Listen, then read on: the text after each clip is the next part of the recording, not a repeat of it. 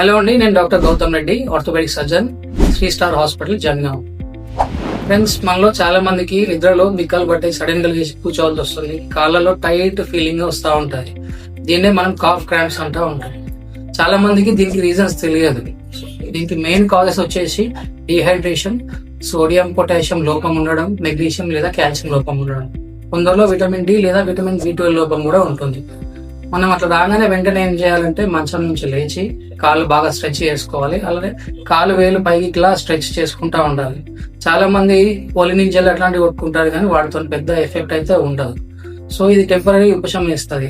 మళ్ళీ రాకుండా ఉండాలంటే మనం పడుకునే ముందు కాళ్ళ పిక్కల స్ట్రెచింగ్ ఎక్సర్సైజ్ చేసుకోవచ్చు. ఇది మన యూట్యూబ్ లో వీడియోస్ లో దొరుకుతాయి.